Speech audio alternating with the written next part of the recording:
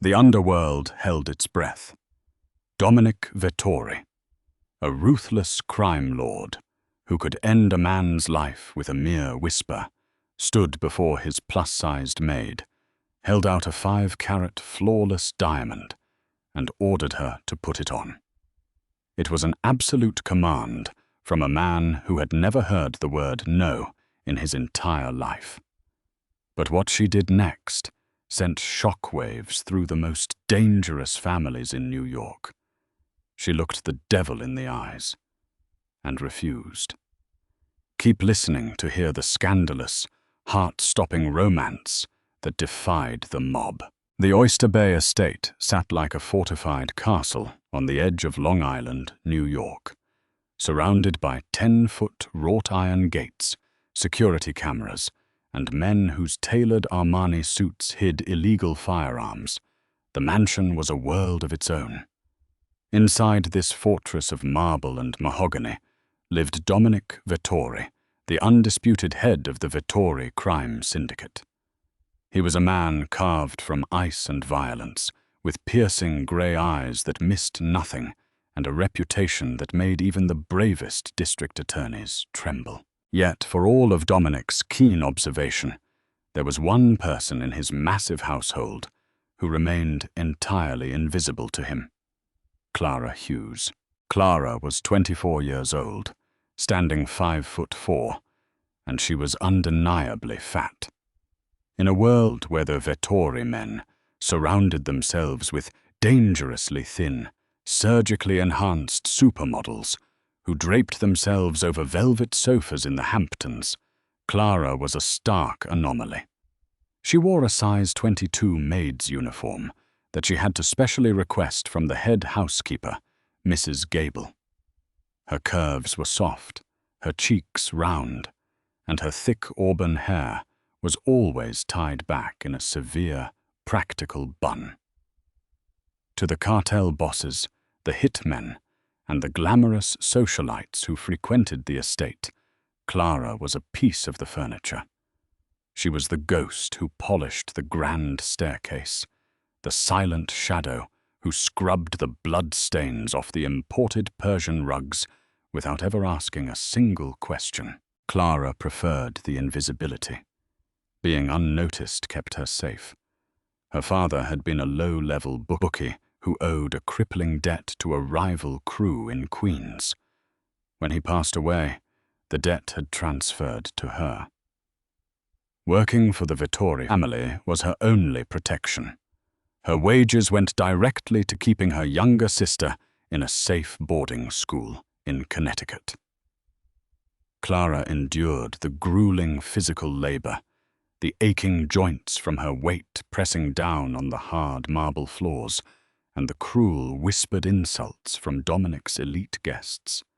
She swallowed her pride because survival was more important than dignity. But the fragile piece of her invisible life was about to shatter. It was a brutally cold Tuesday in November.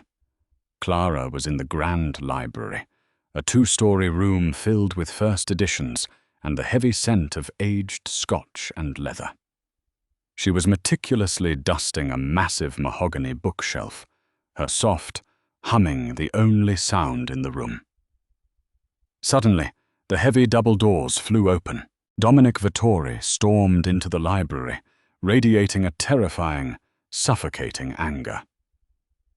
Close by him was his underboss, Silvio, a man with a scarred cheek and a notoriously short temper.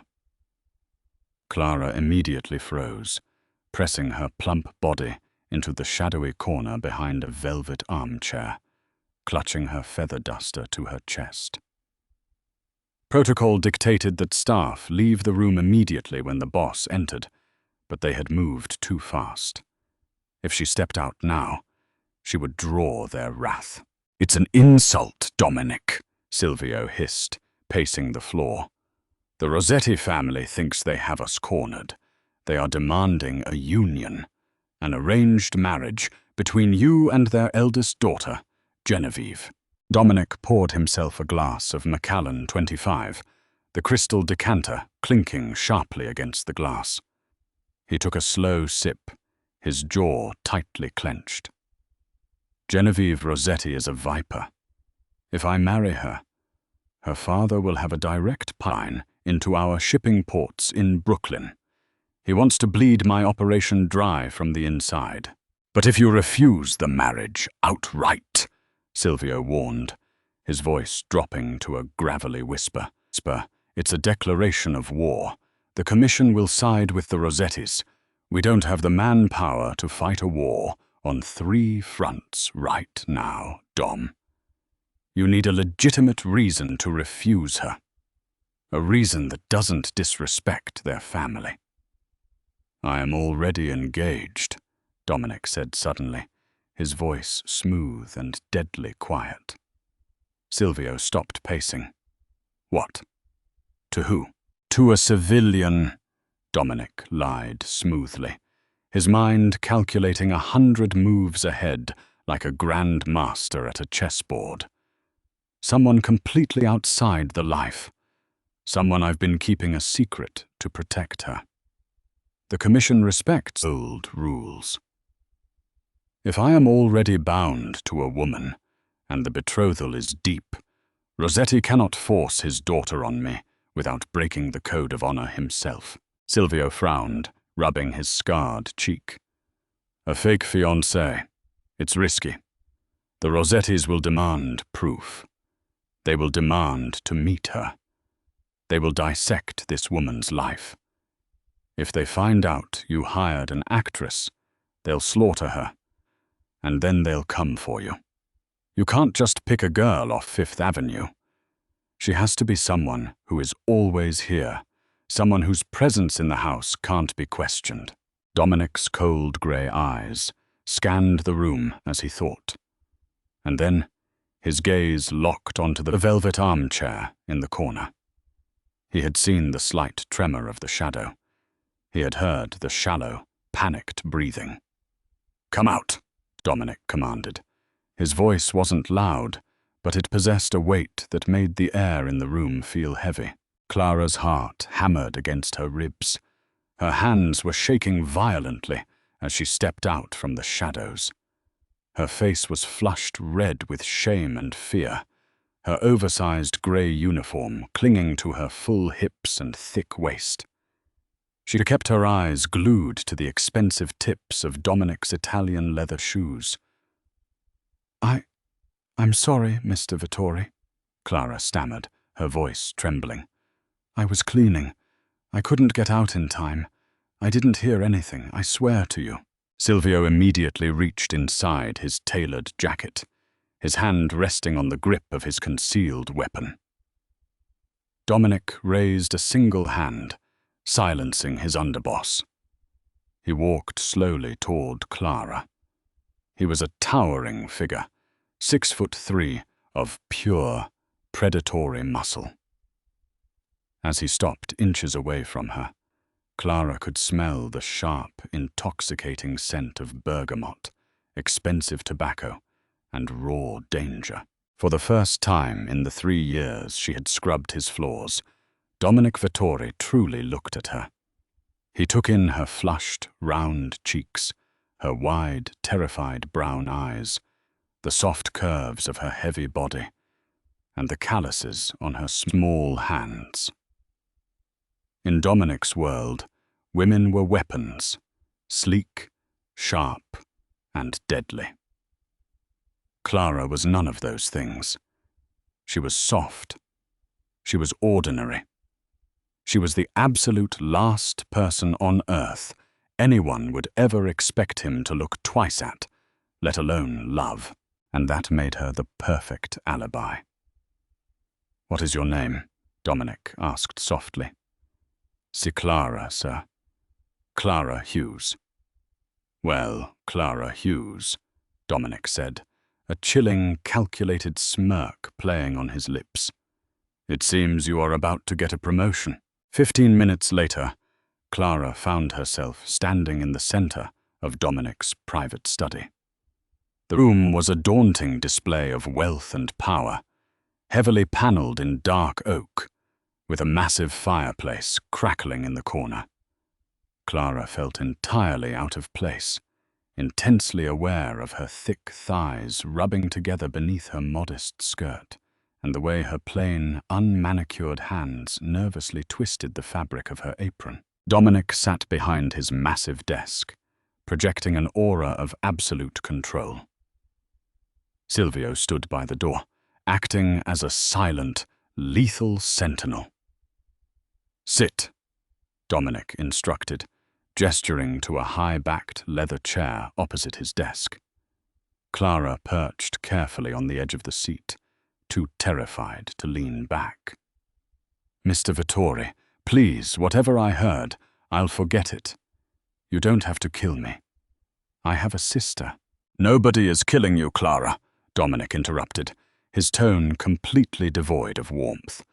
"In fact, I am about to offer you the easiest money you will ever make in your life." He reached into the breast pocket of his suit and pulled out a small velvet Cartier box. He tossed it casually onto the polished wood of the desk. It landed with a soft, heavy thud. He flipped the lid open with his thumb.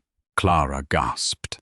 Nestled inside the black velvet was a diamond ring so massive it looked almost unreal. The center stone was a flawless emerald-cut diamond, flanked by smaller, brilliant-cut stones set in platinum. It was blindingly beautiful, an heirloom that radiated generational wealth and dangerous power. "You are going to wear this," Dominic stated, leaning forward, his grey eyes locking onto hers. "For the next 6 months, you are no longer a maid in this house. You are Clara Hughes, the woman who stole my heart. You are my fiancée. You will live in the guest suite on the East Wing. You will dine with me, attend social functions with me, and most importantly, you will convince the Rossetti family that I am madly in love with you." Clara stared at the sparkling diamond, her mind reeling. The sheer absurdity of the proposition felt like a bad dream. "Me?" she whispered, her voice barely audible. "You want me to pretend to be your fiancé?" "Yes," Dominic replied smoothly. "You are perfect for the role. You already live here, so your presence is easily explained to anyone who asks. More importantly, you are unassuming. The Rossettis will never suspect that a man in my position would choose a woman of your stature purely for political strategy. They will believe it has to be a genuine, irrational act of love. It's the ultimate cover." His words, though spoken calmly, stung like a physical blow. A woman of your stature. He meant her weight. He meant she was so shockingly unattractive to a man of his caliber that it would make his lie airtight. Clara felt a hot rush of humiliation prickle at the back of her neck, warring with the cold dread in her stomach. "In exchange," Dominic continued, oblivious to the emotional damage of his words, "I will wipe out whatever remaining debt your father left behind. I will pay for your sister's tuition in full, all the way through college. And when this is over, I will give you $2 million in cash to start a new life anywhere in the world. All you have to do is put on the ring." "Ooh." He pushed the velvet box across the desk toward her. It was an order. Dressed up as a transaction, Dominic sat back in his leather chair, crossing his arms, waiting for the inevitable tears of gratitude, the eager nodding, the pathetic desperation he saw in everyone he bought. Clara looked at the ring. $2 million.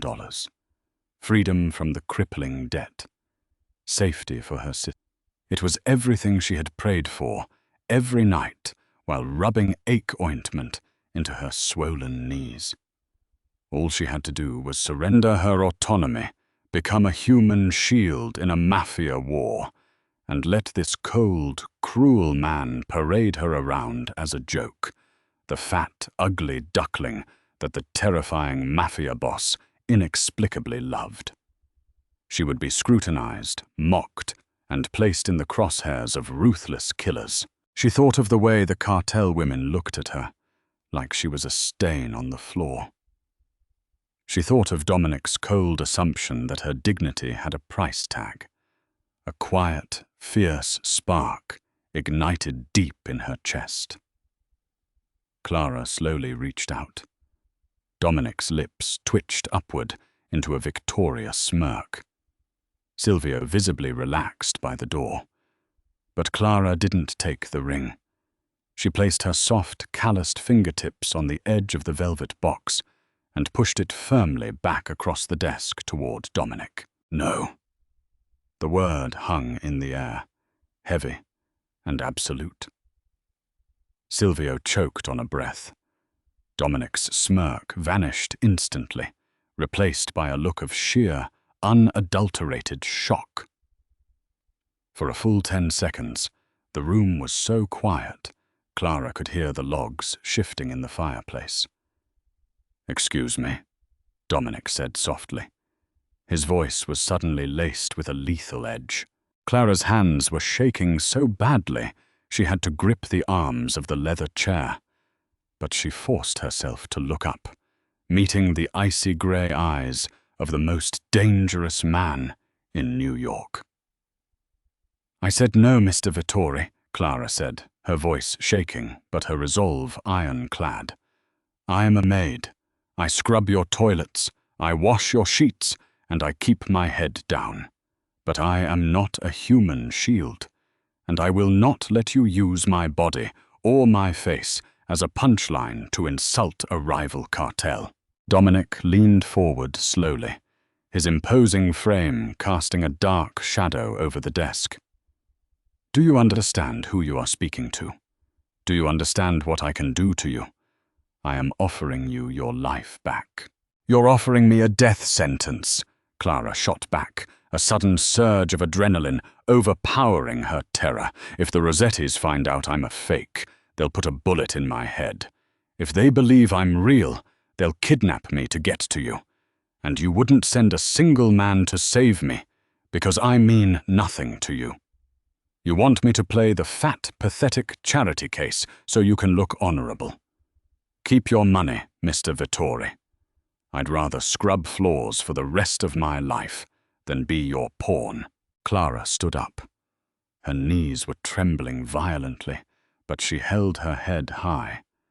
She turned her back on Dominic Vittori, an act that had gotten men shot in the back of the head, and walked toward the door. "Silvio," Dominic snapped. Before Clara could reach the brass handle, Silvio moved with terrifying speed, stepping in front of the door and blocking her exit. His hand was resting menacingly on his holster. Clara stopped, her heart in her throat, her breathing jagged. She had pushed too far. She was going to die in this room.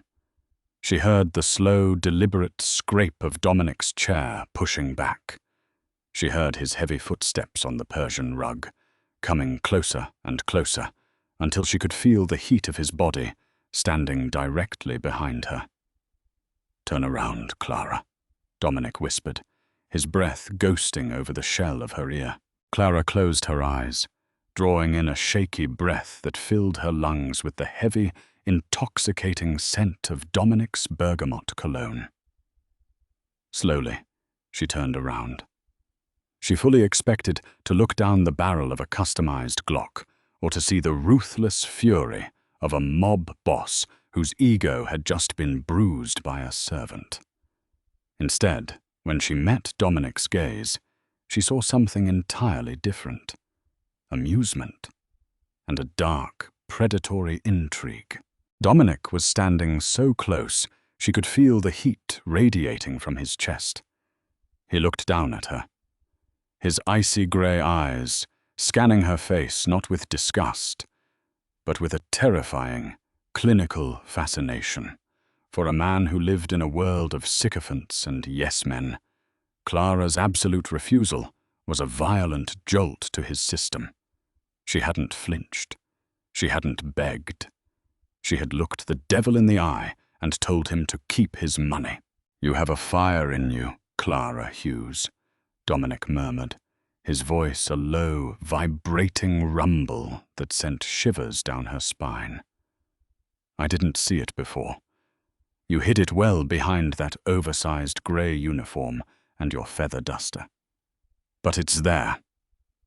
"Let me go, Mr. Vittori," Clara said, her voice barely a whisper, though she refused to break eye contact.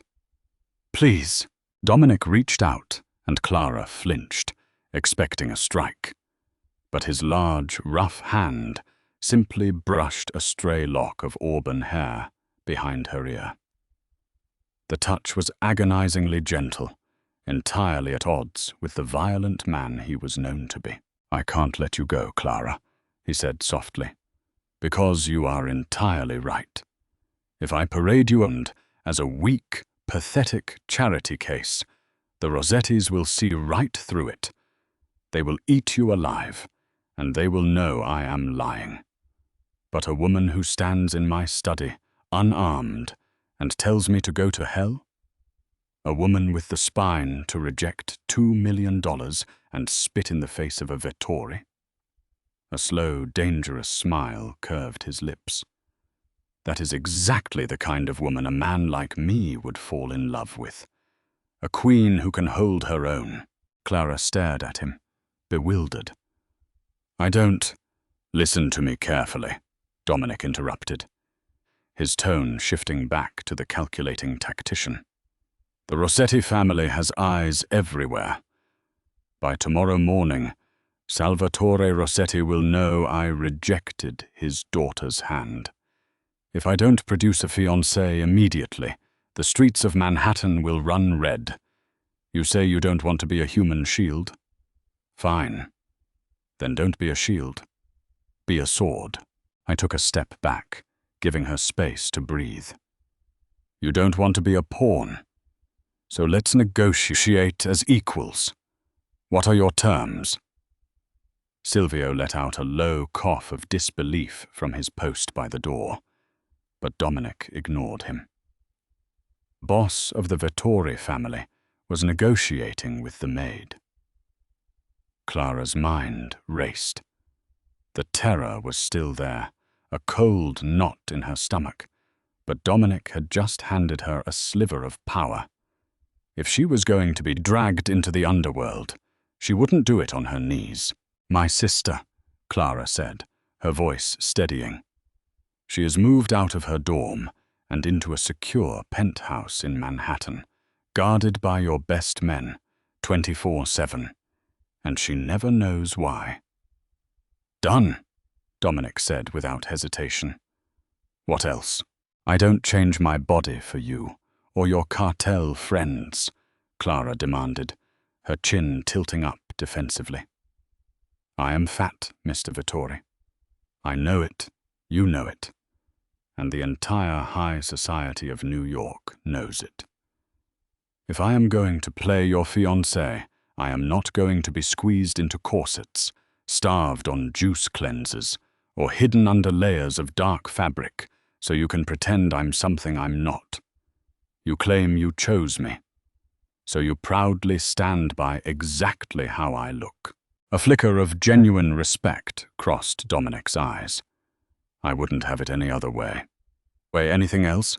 $5 million, Clara said, her heart pounding in her ears. "Not 2, 5. When this is over, my sister and I vanish, and your debt collectors never say the name Hughes again." Dominic walked back to his desk, picked up the velvet Cartier box, and walked back to her. He held it out. $5 million, a penthouse for the sister, and you remain exactly as you are. Do we have a deal, Clara? Clara looked at the massive diamond. She thought of her sister, oblivious and safe.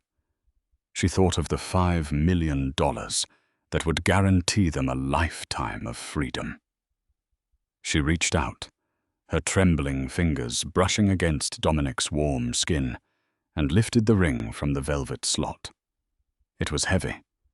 The platinum band was icy against her skin as she slid it onto her left ring finger. It fit perfectly. "Welcome to the family, mia cara," Dominic whispered. The next 48 hours were a whirlwind of sheer chaos. True to his word, Dominic moved Clara out of the servants' quarters and into the sprawling, opulent guest suite in the East Wing. Her maid's uniform was burned. In its place, Dominic summoned the most exclusive private styling team in New York City, led by the infamous Madame Chantal, a ruthless fashion director who regularly styled clients for the Met Gala. When Chantal arrived with racks of designer clothes from Bergdorf Goodman, she took one look at Clara's size 22 frame and sneered. "We will need foundation garments, Spanx waist trainers. We must create the illusion of a silhouette, Mr. Vittori." Dominic, who was sitting on a velvet sofa nursing an espresso, didn't even look up from his newspaper. "If you try to squeeze my fiancée into a corset to hide her body, Chantal, I will have Silvio throw you out the third-story window. You are here to dress a queen, not hide an embarrassment. Use Christian Siriano. Use custom Alexander McQueen. Accentuate her curves. Do you understand?" Chantal swallowed hard, her sneer vanishing. "Yes, Mr. Vittori." For the first time in her life, Clara was treated not as a problem to be fixed, but as a canvas to be celebrated. Rich jewel tones, luxurious silks, and heavy velvets were tailored precisely to her lush, full figure. Her auburn hair was freed from its severe bun and coaxed into cascading, glamorous waves. Makeup artists highlighted her round cheeks and full lips, bringing out a classic, old Hollywood beauty she never knew she possessed. As Clara stood in front of the floor-to-ceiling mirror on the evening of her public debut, she barely recognized the woman staring back at her. She was undeniably large, but she was breathtaking. She radiated an earthy, commanding presence that the starved, delicate cartel wives could never replicate. She looked like a goddess of wealth and consequence. The door to the suite opened. Dominic stepped in, wearing a sharp, custom-tailored Tom Ford tuxedo. He stopped dead in his tracks. His cold grey eyes swept over her, taking in the deep emerald green silk gown that hugged her heavy hips and dipped modestly at her cleavage, the flawless diamond resting on her finger, and the sheer defiance in her posture. For a terrifying, silent moment, Dominic Vittori looked at his maid and felt a genuine, dangerous spark of desire ignite in his chest. "It's time," Dominic said, offering her his arm. "The wolves are waiting." The grand ballroom of the Pierre Hotel on Fifth Avenue was a glittering sea of diamonds, silk, and barely concealed malice. This was the annual commission gala, the one night a year where the 5 ruling crime families of New York declared a ceasefire to drink champagne, flaunt their wealth, and plot each other's downfalls under the guise of high society. The room was dripping in crystal chandeliers and the scent of expensive orchids, but to Clara it felt like walking into an execution chamber. Her arm was looped through Dominic's as they stepped out of the private elevator. The heavy emerald silk of her gown rustled against the Italian marble floor. Clara's heart was hammering a frantic rhythm against her ribs, but she kept her chin perfectly level, remembering Dominic's instructions in the limousine. Do not look down. Do not apologize for taking up space. If you act like you own the room, they will believe you do. The moment Dominic Vittori crossed the threshold, the low hum of classical music and polite chatter seemed to freeze. Heads turned, eyes widened. The collective shock of the underworld elite was palpable. They had all expected Dominic to walk in with a Russian supermodel or an Italian heiress. Instead, he walked in with Clara. Whispers immediately erupted like wildfire behind crystal champagne flutes. Clara felt the invasive, cruel stares of the cartel wives, women who survived on nicotine and celery sticks, raking up and down her plush, full figure. She saw the sneers of the mob bosses who couldn't comprehend why the ruthless head of the Vettori family would claim a woman who looked so remarkably ordinary, so noticeably heavy. Dominic's grip on her arm tightened reassuringly. He didn't rush. He guided her through the crowd with a slow, deliberate grace, projecting an aura of absolute pride. He leaned down, his lips brushing the shell of her ear in a move that looked intimately affectionate but carried a tactical warning. 10 o'clock. Salvatore Rossetti and his daughter Genevieve, Dominic murmured. Showtime, Clara. Clara braced herself as a distinguished, grey-haired man in a bespoke suit approached them. A dangerous smile pasted on his face. Clinging to his arm was Genevieve Rossetti, a tall, razor-thin blonde in a backless silver gown, radiating the kind of cruel vanity that only came from a lifetime of extreme privilege and violence. Genevieve's eyes locked onto Clara, her gaze dripping with immediate, vicious disdain. "Dominic!" Salvatore boomed, extending a hand. "I must admit, when I heard the rumors of a sudden engagement, I thought it was a stalling tactic. But I see you've brought a guest." "Not a guest, Salvatore," Dominic said smoothly, shaking the man's hand with an iron grip. "My fiancée, Clara." Genevieve let out a sharp, tinkling laugh that sounded like breaking glass. She stepped forward, her eyes trailing offensively over the generous curves of Clara's waist and hips. "Clara, how fascinating. Dominic, darling, you always did have a strange penchant for charity cases. Tell me, Clara, what prestigious family do you hail from? I don't believe we've ever seen you in our circles." It was a direct attack, a test of bloodline and status.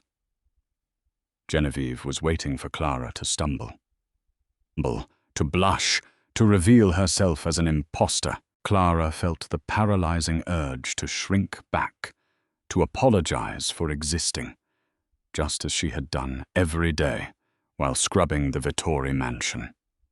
But then she felt the cold, heavy weight of the 5-carat Cartier diamond on her finger. She thought of her sister's safety. She thought of the $5 million. And suddenly, the fire Dominic had seen in the study roared to life. Clara offered Genevieve a smile so sweet and entirely devoid of intimidation that it caught the blonde off guard. "I don't hail from any of your circles, Genevieve," Clara said, her voice clear and carrying just enough volume to be heard by the eavesdropping mobsters nearby. "I prefer the quiet life. Dominic and I value our privacy over parading for society's approval. But it's lovely to finally meet you. Dominic has mentioned you so rarely I almost forgot your name." Dominic let out a low, genuine chuckle, pulling Clara slightly closer to his side. The surrounding cartel members exchanged shocked glances. Did this heavy, unknown civilian just insult the Rossetti princess to her face? Genevieve's pale cheeks flushed a violent shade of red. Her eyes narrowed into furious slits. "Is that so? Well, it takes a very specific appetite to handle a woman of your proportions. I suppose Dominic was looking for comfort rather than class." The insult hung in the air, blunt and cruel. The tension in the ballroom spiked. Silvio, standing a few feet away, subtly shifted his hand toward his jacket. If Dominic felt his honor insulted, guns would be drawn. But Clara didn't need Dominic's protection. Comfort, loyalty, "And a spine, Genevieve," Clara replied smoothly, her dark eyes locking onto the other woman's with an unwavering intensity. "Qualities that don't wash off at the end of the night. I suppose a man like Dominic needs a woman who can anchor him rather than one who might snap in a strong breeze."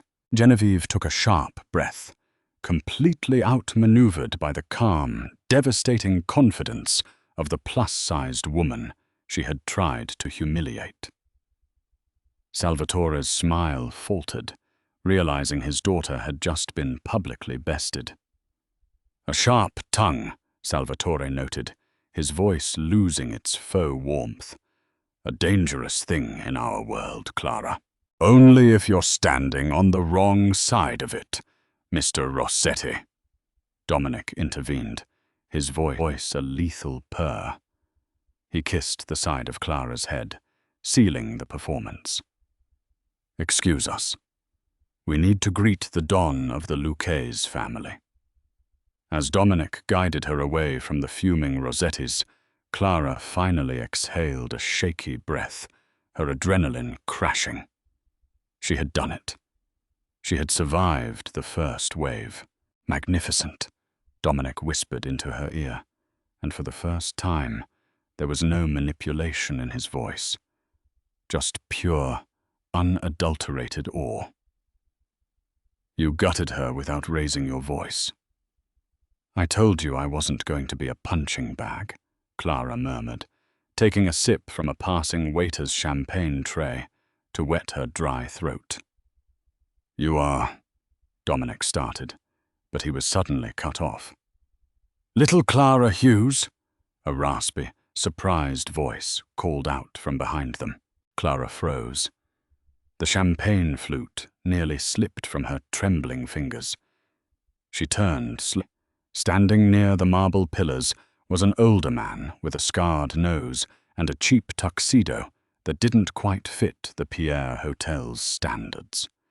It was Frankie the Rat Maroney, a low-level enforcer from Queens, a man who used to collect her father's gambling debts, a man who knew exactly who she was. Frankie's eyes darted from Clara to the terrifying Don of the Vettori family, holding her arm.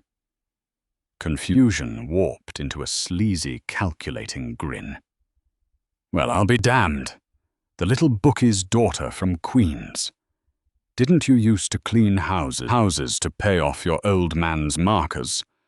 How the hell did a fat little maid like you end up on the arm of the boss?" The ballroom seemed to hold its breath. The lie was exposed. The match had just been struck over a barrel of gasoline. The silence in the grand ballroom was absolute. The soft string quartet playing in the corner seemed to fade into a hollow echo. Every mob boss, every diamond-draped wife, and every ruthless enforcer in the room stopped breathing. Frankie the Rat Maroney stood there with a sleazy, triumphant grin plastered across his scarred face, fully believing he had just exposed the great Dominic Vettori as a fraud. Salvatore Rossetti's eyes lit up with predatory glee, sensing blood in the water. Clara felt the floor drop out from beneath her. Her heavy silk gown suddenly felt like a suffocating shroud. She was a maid. The entire underworld now knew she was a maid. She waited for Dominic to drop her arm, to distance himself, to order Silvio to drag her out of the room in disgrace. Instead, Dominic Vettori didn't flinch. His grip on her waist tightened, anchoring her to his side. He didn't look embarrassed. He looked absolutely, terrifyingly calm. Dominic slowly turned his head to look at Frankie. The temperature in the room seemed to plummet by 20 degrees. "Frankie Maroney," Dominic said, his voice smooth, echoing clearly across the hushed ballroom. "It is a rare thing to see a man dig his own grave in the middle of the Pierre Hotel." Frankie's greasy smile faltered. "Hey, Dom, I'm just saying, she ain't no heiress. I used to shake down her old man in Queens. She scrubbed floors to pay his markers. She did, Dominic agreed loudly. The blunt admission sent a shockwave through the crowd. Genevieve Rossetti gasped, pressing a hand to her pearl necklace. She scrubbed floors, Dominic continued, taking a slow, predatory step toward Frankie, pulling Clara with him so they faced the threat together. She took on a crippling debt that was not hers. She broke her back, she bled, and she sacrificed everything to protect her family's name and keep her younger sister safe. While men like you, Frankie, skim off the top of your boss's rackets and complain about the cold, Clara Hughes carried the weight of a blood debt without shedding a single tear. Dominic swept his icy gaze across the room, challenging any man to disagree with him. "In our world, Salvatore," he said, locking eyes with the rival boss, "we claim to value loyalty, honor, and the willingness to bleed for our families. Yet you parade around women who would trade you to the feds for a designer handbag. I chose a woman who understands what it means to pay a price. A woman of iron. If any man in this room believes that makes her unworthy of the Vettori name, draw your weapon now and let's settle it." Nobody moved. Nobody breathed. The twisted logic of the Mafia demanded respect for paying debts and familial loyalty. Dominic had just masterfully spun Clara's shameful past into a badge of untouchable honor. Frankie began to sweat profusely. "Dom, I didn't mean no disrespect." "You addressed the future queen of the Vettori family as a fat little maid," Dominic whispered, his voice dropping to a lethal, localized decibel that only Frankie and Clara could hear. "Silvio." Silvio stepped out from the shadows, his hand gripping the back of Frankie's neck with bone-crushing force. "Take Frankie to the kitchens," Dominic ordered coldly. "Teach him how to scrub floors. Make sure he uses his own blood to polish the tiles. If I ever see his face again, I will burn Queens to the ground." As Silvio dragged the whimpering enforcer away, Dominic turned back to the crowd, raising his champagne glass. "To family," he toasted, his voice dripping with dark irony. The rest of the gala was a blur of terrified respect. Men who would have ordered Clara's execution an hour ago were suddenly bowing their heads and kissing her knuckles. Cartel wives who had sneered at her curves were now complimenting her emerald gown with trembling voices. Clara played her part flawlessly, keeping her back straight and her smile serene. But inside, she was unraveling. When they finally climbed into the armored limousine to head back to Oyster Bay, the adrenaline crashed out of her system. Clara slumped against the leather seats, her hands shaking so violently she had to clench them into fists.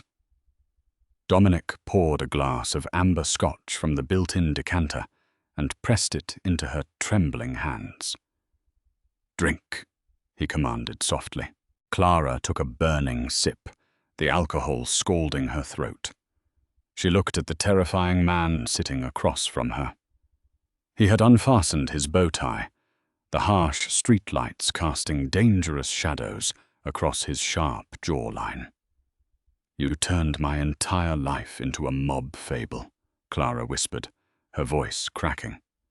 "They actually bought it." "They bought it because it is the truth, Clara," Dominic said, his grey eyes piercing through the darkness of the car. "You survived a world that was designed to crush you. You paid a debt to ruthless men and never broke. I didn't have to lie about your strength. I only had to point it out." Clara swallowed hard, looking down at her full thighs, the luxurious silk cascading over them. Genevieve Rossetti was right about one thing. I don't belong in that world. I am soft. I am heavy. I am a target. Dominic moved suddenly. He shifted across the spacious cabin of the limousine, sitting dangerously close to her. He reached out, his large, warm hand cupping her soft cheek, forcing her to look at him. "Never apologize for how you are built," Dominic murmured, his thumb tracing the curve of her jaw. The icy detachment he always carried was gone, replaced by a burning, raw intensity. Those women tonight were ghosts, hollow, starving ghosts. You are real. You took command of that room. When you put Genevieve in her place, it wasn't your body they were looking at, Clara. It was your power. Clara's breath hitched. She could smell his cologne, sharp and intoxicating. She could feel the lethal heat radiating off him. For a fraction of a second, she saw a terrifying truth in his eyes. He wasn't acting anymore. The Mafia boss, who viewed everyone as a pawn, had just realized his queen was the only real thing in his life.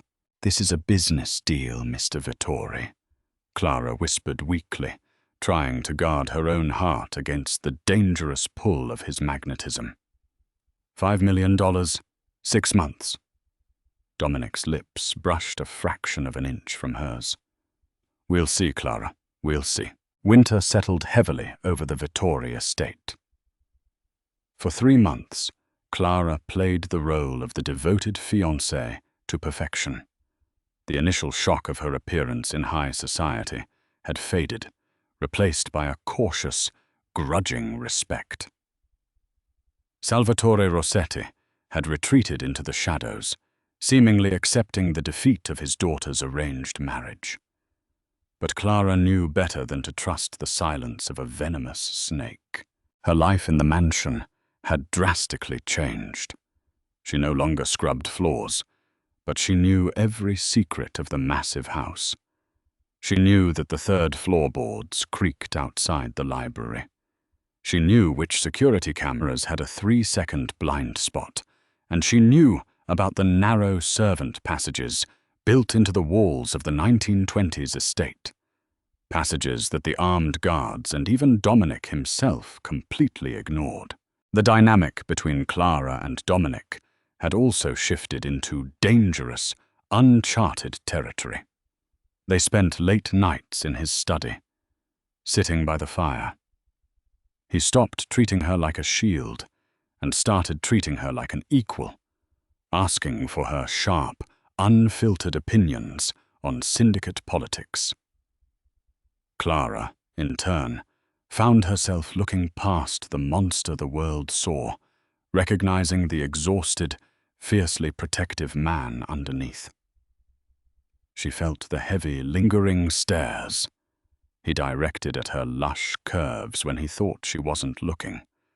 She felt the possessive heat of his hand on the small of her back when they walked the grounds. The fake engagement was rapidly bleeding into a terrifying reality. It was a Tuesday night in late January. A massive blizzard had buried Long Island, blanketing the estate in 3 feet of snow and cutting off the main roads. Dominic was locked in his basement command center with Silvio, managing a crisis at the Brooklyn ports. The mansion was eerily quiet, the skeleton crew of guards patrolling the perimeter. Clara was in the grand library, curled up in a leather armchair with a heavy blanket over her lap, reading a novel. The fire was dying down to glowing embers. Suddenly, a strange metallic click echoed from the hallway. Clara froze. She knew that sound. It was the heavy brass lock of the East Wing terrace doors being forced open. It was a door that was strictly forbidden to be unlocked after sundown. She slipped out of her chair, her bare feet silent on the Persian rug. She crept to the heavy oak doors of the library and pressed her ear against the wood. "Cut the cameras on the 2nd floor," a gruff, unfamiliar voice whispered. Jackson left the internal security feed on a loop. The boss is in the basement. We take the girl first. Once we have a gun to the fat bitch's head, Vittori will surrender the port codes. Clara's blood ran cold. Jackson, one of Dominic's trusted inner circle guards. The Rossettis hadn't given up. They had bought a rat inside the house, and they were coming for her. Panic seized her throat, but the survival instinct that had kept her alive in Queens kicked in. She couldn't run to the main stairs. They would intercept her. She couldn't scream. There were at least 4 sets of heavy footsteps on the marble floor. Clara backed away from the door. She moved to the massive mahogany bookcase on the far wall. When she used to dust this room, she had accidentally discovered a loose decorative molding that triggered the old servants' passage, a narrow, dusty corridor used by maids in the 1920s to move between floors unseen. She pressed the molding. With a soft click, a narrow section of the bookcase swung inward. Clara squeezed her soft, wide hips through the tight opening just as the library doors burst open behind her. "Where is she?" a man hissed. "Her book is still warm. Find her." Clara pulled the hidden door shut, plunging herself into absolute, suffocating darkness. The passage was incredibly narrow, built for the petite, starved maids of a bygone era. Clara's generous curves brushed tightly against the rough, dusty brick on both sides. Dust filled her lungs, but she clamped a hand over her mouth, forcing her breathing to remain slow and silent. She had to get to the basement. She had to warn Dominic. Moving in the pitch black, Clara navigated by touch and memory. She descended a steep, narrow set of wooden stairs, her heavy thighs burning with the effort of keeping her steps completely silent. Above her, she could hear the muffled shouts of the assassins tearing apart her guest suite. When she finally reached the bottom of the passage, she was behind the wall of the basement corridor, just outside Dominic's command center. She pressed her ear to the wall. She heard Jackson's voice. "Boss," Jackson was saying smoothly to Dominic. "Perimeter is secure. The snow is blocking the cameras, but my men are on it." He was setting Dominic up. Jackson was waiting for the assassins to bring Clara down, or he was going to shoot Dominic in the back himself. Clara didn't hesitate. She felt for the hidden latch on the wall panel. She knew that bursting out of the wall would startle the armed men, but it was the only way to expose the traitor.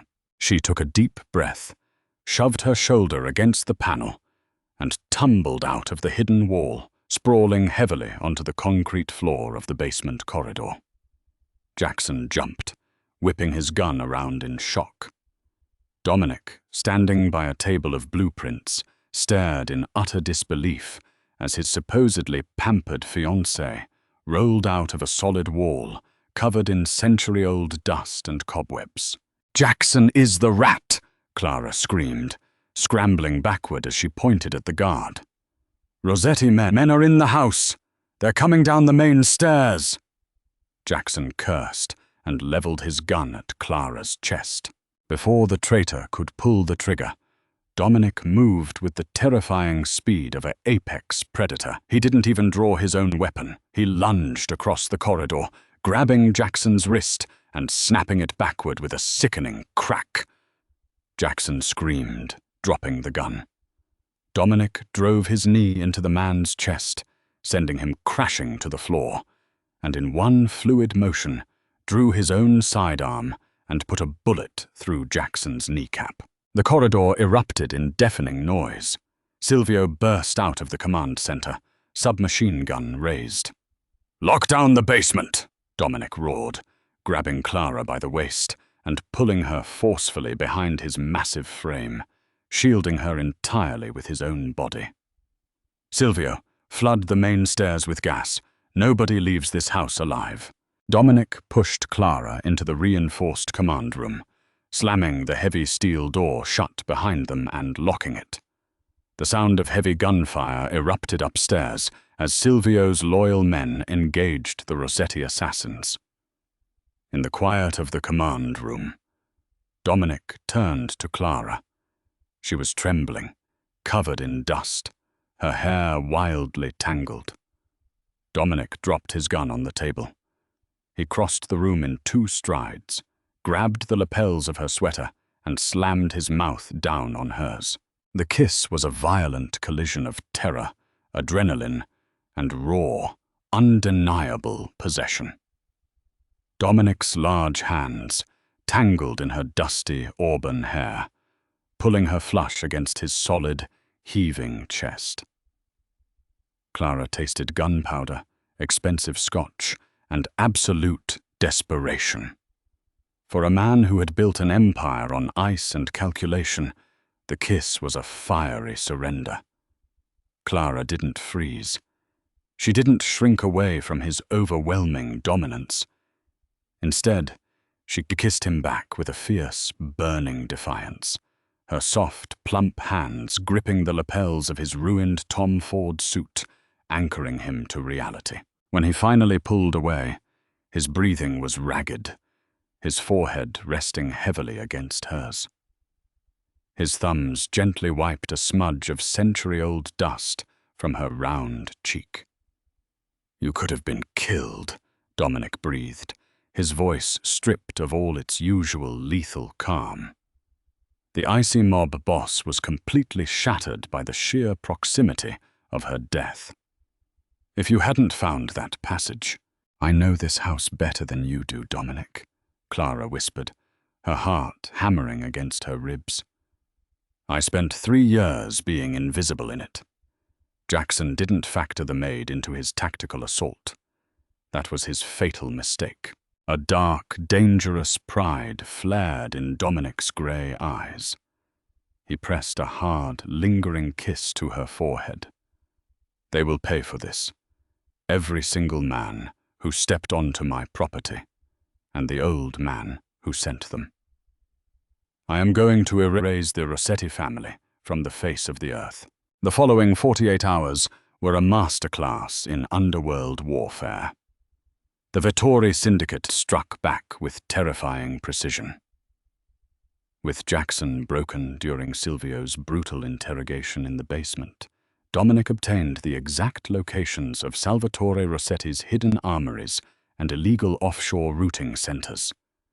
But it was Clara who delivered the final, crippling blow. Sitting in the command center, still wearing one of Dominic's oversized cashmere sweaters that draped comfortably over her generous curves, Clara noticed a series of routing numbers on the recovered ledgers.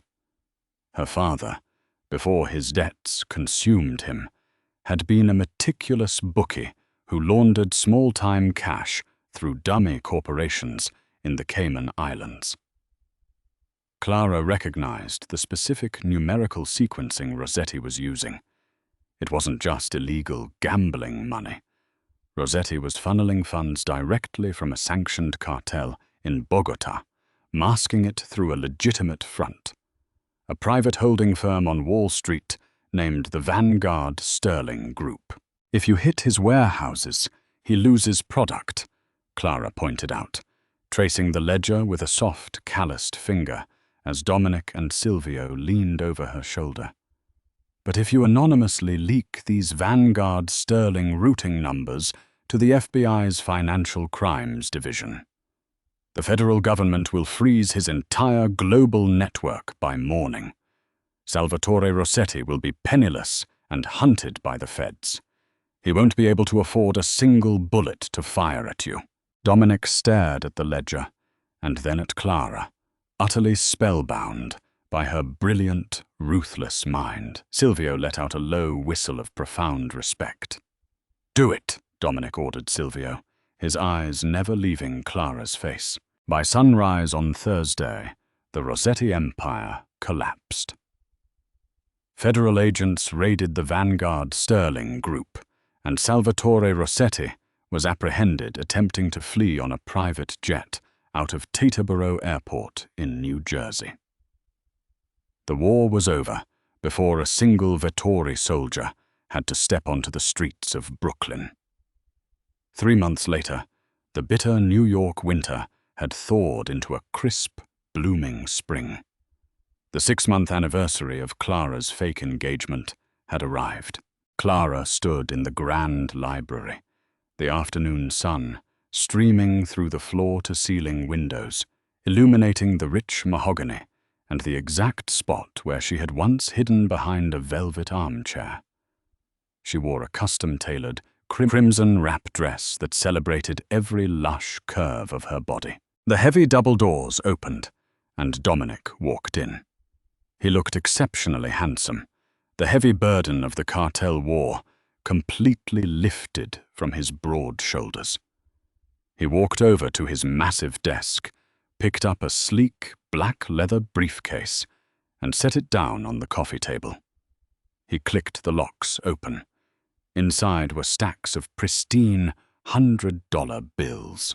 $5 million, Dominic said softly, though his voice lacked its usual commanding edge. It sounded strained. In untraceable cash, your sister's penthouse is secured for the next 10 years, and her trust fund is fully loaded. The debt is paid, Clara. You are free. Clara looked at the money. It was everything she had fought for. It was safety, anonymity, and an escape from the bloody, terrifying world of the Mafia. She looked down at her left hand. The flawless 5-carat Cartier diamond still rested on her finger. I see, Clara said quietly. She walked over to the briefcase, reached out, and slowly snapped it shut. She pushed it back toward him. Dominic's jaw clenched. What are you doing, Clara? I'm renegotiating, Clara said, stepping closer to him, tilting her chin up to meet his intense gaze. I told you on the first day, Mr. Vettori, that I refuse to be a pawn. I won't be bought, and I won't be paid off. I survived this house. I survived your enemies, and I realized something. What? Dominic asked, his breath catching in his throat as she placed her soft hands flat against his chest, right over his racing heart. I stopped pretending a long time ago, Clara whispered, her brown eyes shining with unshed tears and fierce determination. I am not the invisible girl anymore, and I belong right here. Dominic let out a ragged exhale, the last of his iron control shattering. He wrapped his massive arms around her waist, lifting her entirely off the floor and burying his face in the crook of her neck. He held her as if she were the only real thing in his violently fractured universe. You are my queen, Dominic vowed fiercely against her skin. In this life and the next. The underworld had held its breath when Dominic Vettori offered his ring to the fat, unassuming Maid. They had expected a tragedy. Instead, they witnessed the rise of the most untouchable, formidable syndicate queen New York had ever seen. Clara's journey from an invisible, debt-ridden maid to the fearless, brilliant queen of the Vettori family proves that true power doesn't come from a size tag or a royal bloodline. It comes from a spine of steel and a refusal to be broken by a cruel world. She didn't just wear the Mafia Boss's ring.